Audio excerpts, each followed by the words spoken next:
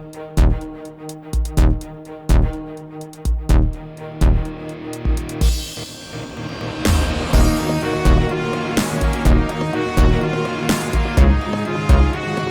is Monday, September 18th, 2023 at Protestia Studios, and this is your intelligence briefing.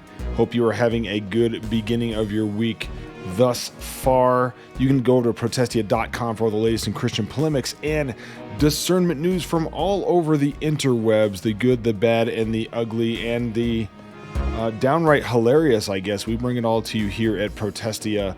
Head over there and subscribe to the Insurgency email list, and head over to patreon.com/Protestia to support us on a financial level. If this ministry is meaningful and helping you out, we would very much appreciate the support. We're going to get right into the headlines over at Protestia.com. We got a lot to get through, actually. It's one of those days, I guess. It's one of those days where, well, there's craziness abounding. In Colorado, the discussion, aside from college football, is about Congressman Lauren Boebert, and seems to have split the opinion of, like everything does, I guess, split the opinion of evangelical Christianity down the middle as far as how to respond to what appears to be her just acting with a lack of class, potentially, and while attending a Broadway show or a musical, the Beetlejuice thing or whatever. So it's just, one crazy thing after another. That's in my neck of the woods, but that's not one of the headlines. So we're going to move right past it and hit the first one here. This is at Protestia.com. Deliverance minister under fire for claiming kids with autism are demon possessed. This was posted a few days ago at Protestia. This is Pastor Rick Morrow of Bethel Church in Richland, Missouri, under fire for claiming that the children with autism are demon-possessed, as God does not and would not make them that way, leaving only Satan as the culprit for their condition. Morrow told his congregation during a Q&A session about deliverance, and here we go. This deliverance ministry has seen this strange, batty resurgence in some fundamentalist wings, and this could be a symptom of that. He said, this is very crucial. If someone has a physical infirmity and you cast that demon out, you might have to pray for some things to be fixed. Let's talk about one. Let's talk about autism. I know a minister who's seen lots of kids autistic. He has cast the demon out and they were healed, and their brain was rewired and they were fixed. I just went there. I mean, you can get online and see lots of examples. If it's not demonic, we have to say God made them that way. I guess this is the video of the Q&A embedded at Protestia.com, or you can go over to Protestia's Twitter and find this. But safe to say, this is, like I said, kind of a common belief among so-called deliverance ministers, including, and we do talk about this in the article, Pastor Greg Locke of Global Vision Bible Church making similar claims, Isaiah Saldivar making similar claims, and you can see those links at this article at Protestia.com. Moving on, next headline, pastor who said Southern Baptists bent over and became political whores by voting for Trump is elected as the ERLC chair, or as an ERLC chair. This is Kevin Smith, the chairperson of the trustees for the ERLC, I believe. During a 9 Marks 2022 the State of SBC assessment on the first day of the SBC General Convention, Kevin Smith, former executive director of the Baptist Convention of Maryland, Delaware, current teaching pastor at Family Church in Palm Beach, spoke to Southern Baptists and accused some of losing their minds after a black man was elected in 2022 on accounts of racism. So, we have the linked, or the embedded, I should say, YouTube video of Kevin Smith's remarks back in the day. So, multiple panelists here you'll probably recognize: Mark Dever of 9 Marks, Danny Aiken of Southeastern Baptist Theological Seminary, Aaron Menikoff, Jonathan Lehman, and of course Village Church pastor Matt Chandler rebuked him for his insults and incendiary statements, but no one corrected him for suggesting that some Some weren't regulated to a handful of isolated yokel hill folk, but rather make up a large and significant minority. He had no proof that the SBC is filled with this rampant, overt racism that rears its ugly head because of a black man getting into power, and not because Obama is a Democrat with awful policies. But now he's apparently the chair of the trustees of the ERLC. So another win for Southern Baptists. Next headline at Protestia. Arch-heretic Jesse Duplantis brags, I live in the biggest house in the state of Louisiana. It's 40,000 square feet. Here's Jesse Duplantis, arch-heretic, known for his love of filthy lucre, declaring the Lord flexes on him by giving him a private jet.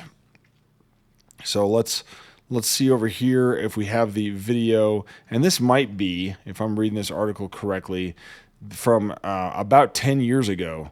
Or at least he's made this brag over and over and over. Let's see what he says here. I live in the biggest house in the state of Louisiana.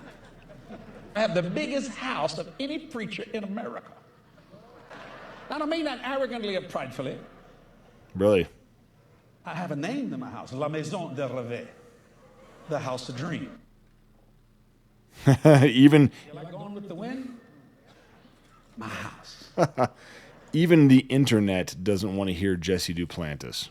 Has that same staircase that Scarlett O'Hara walked up. Well, that's. Paid cash for the home. You paid cash for the home? No. You didn't pay cash for anything, man. The people that you stole from by lying to them and manipulating them, they paid for your home. They paid the cash for your home.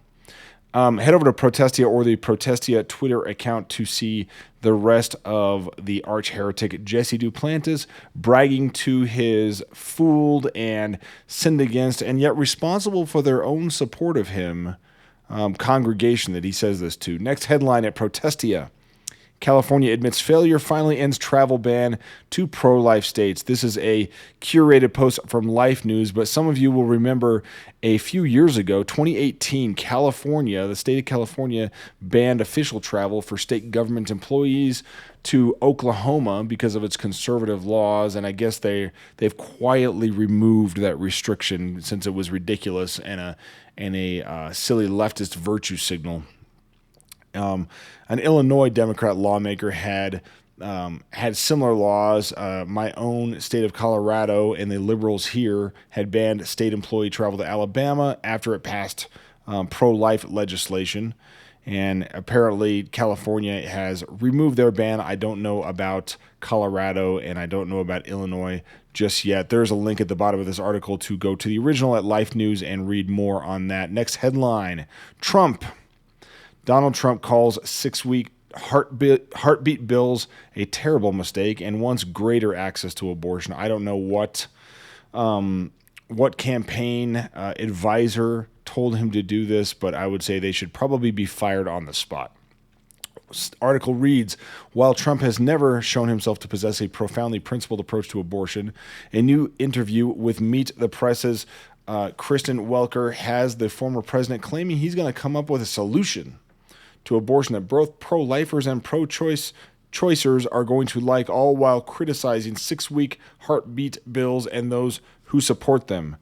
He has previously criticized political opponent Florida Governor Ron DeSantis for wanting to institute a ban on abortion after a heartbeat can be detected, and has repeatedly refused to say whether he'd support a federal law restricting abortion across the country. So he said here that he thinks Republicans speak very inarticulately about the subject. Okay, I watched some of them without the exceptions. I have exceptions, by the way. I think people should have exceptions, and rape and incest are two of Donald Trump's exceptions. And I mean, most of us knew about this already. Article reads, unfortunately, Trump is delusional or deeply dishonest if he genuinely believes that pro-death Democrats will like or support anything other than abortion up till birth and the celebration of that abortion therein. Yeah, I agree. This Donald Trump is, let's just say he's made a series of political blunders over the past, really since he's been president, that I think any fair-minded observer would note. This is Ben Zeisloft tweeting, Trump advocates for child sacrifice, saying there will be peace on this issue with some sort of compromise. There will never be peace with child sacrifice until the bloodshed ceases. Christians, not Christless conservatism, will end abortion.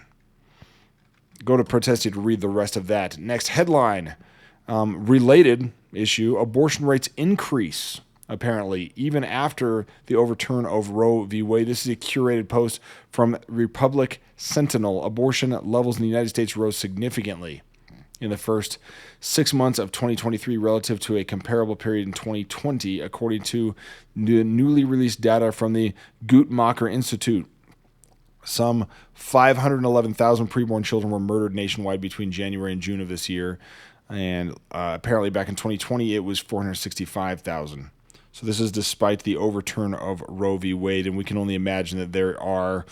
and this was a Ben Zeisloff article, by the way, published at the Republic Sentinel, and we have the link down at the bottom of our curated post here to go read the rest of this. But it's likely, we would have to assume, that this is a lot of abortion tourism, at least after Roe v. Wade was overturned. There are women and family members and dirtbag should-be husbands and fathers who are crossing state lines to states where baby murder is okay and getting it done there instead. So see the rest of that by clicking the link at the bottom of our article at Protestia. Next headline, Bethel Church buries prophetic time capsule under $97 million apostolic training center. And it's just, I mean, is there any crazier place to go in supposed Christianity than Redding, California, and Bethel Church? Despite Bethel Church showing themselves to be a false teaching factory that partners with their supernatural school of ministry to spew out a bevy of blasphemers, this has not demurred their desire for more influence and power, with the devilish devotees recently revealing they, quote, had the privilege of encapsulating declarations and prophetic words sent in from believers and supporters around the world in sewing them into the foundation of their $97 million, that's right, $97 million apostolic training center. Those of you who are still playing Bethel, Jesus culture, that kind of stuff in your churches, take note. Take note, there is really no excuse to be doing that any longer. Like a monument erected to the devil himself, Bill Johnson has previously announced Bethel Church in Redding is building a state-of-the-art campus where they can continue to pursue God's decree over our movement. So we have embedded the YouTube video here talking about this in our article, as well as links to more information about this. We may have, yep, here it is at the bottom.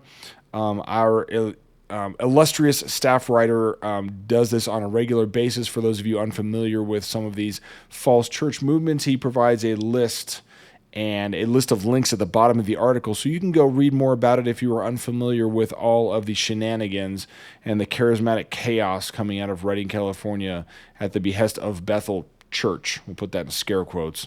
Next headline at Protestia.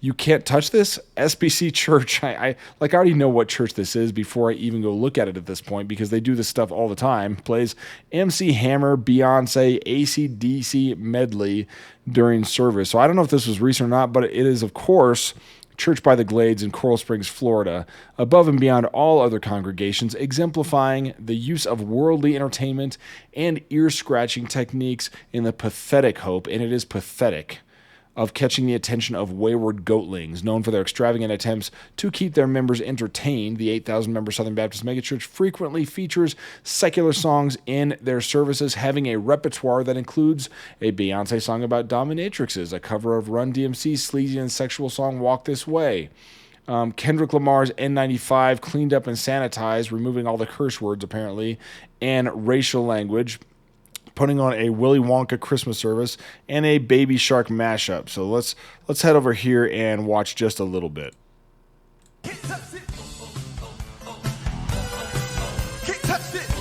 I don't like your little games, don't like your tilted stage, the role you It's a little pitchy. It's a little pitchy. No, I don't like you. I don't like your perfect crime. How You laugh when you lie.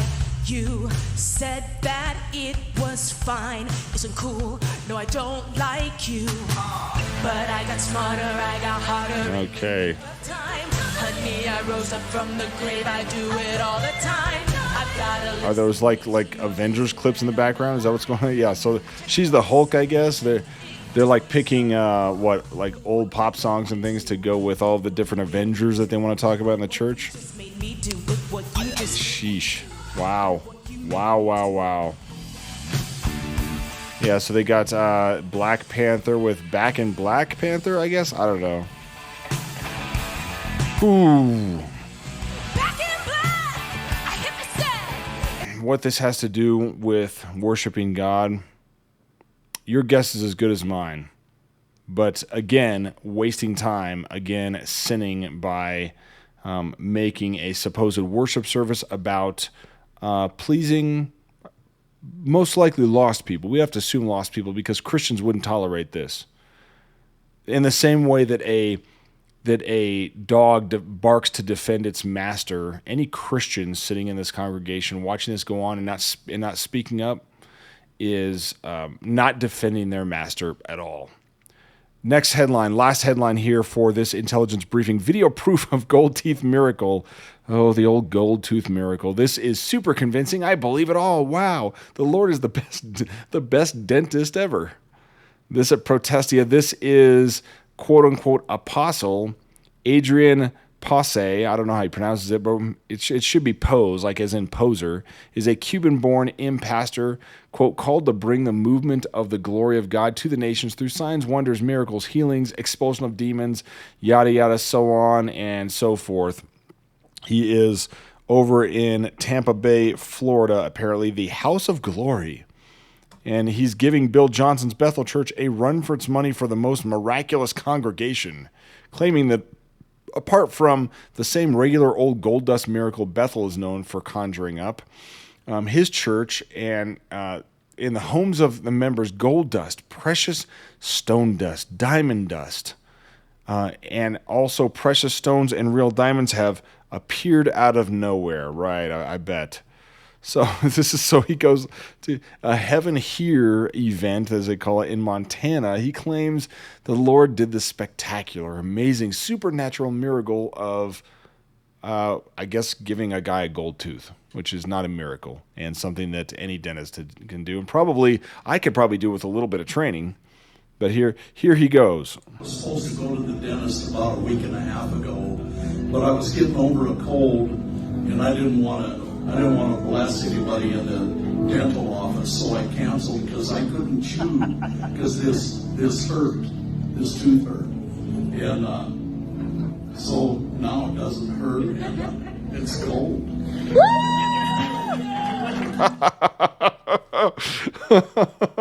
It's so dumb. It's so unbelievably dumb. So I mean, does this match any of the miraculous healings you ever see in Scripture? I mean, was it ever like, Jesus healed my sick daughter and Jesus said, "Oh, run home and look," and you run home and look and your daughter's got what, like gold legs or something? Like every time that miraculous healing occurs, it is regenerative. It's not the same thing any dentist could do. Like there's no reason whatsoever if this is really a miraculous healing, which I think they're claiming it is, right? They're claiming this is a miraculous healing.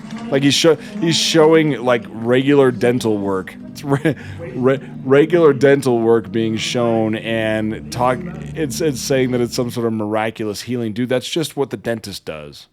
The dentist does that kind of work. He'll do that kind of work. You pay them money and they will put a gold cap over your tooth. If this was a miraculous healing, your tooth would just be there. Like it would be a tooth. It wouldn't be gold.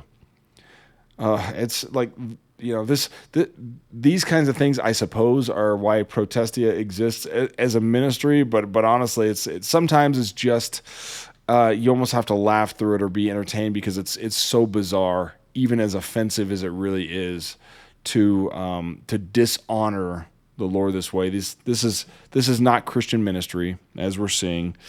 It's lunacy. It's clown show. it's mockery, but really anybody with a brain in or out of the faith would recognize us for the farce that it is. Thank you so much for tuning in for this episode of the Intelligence Briefing for Monday, the 18th of September, 2023. Stay tuned to Protestia.com for all the latest in Christian polemics and discernment news. And follow us on Twitter. That's a good way to see some of the stuff as well. We'll see you next time. As always, Semper Reformanda.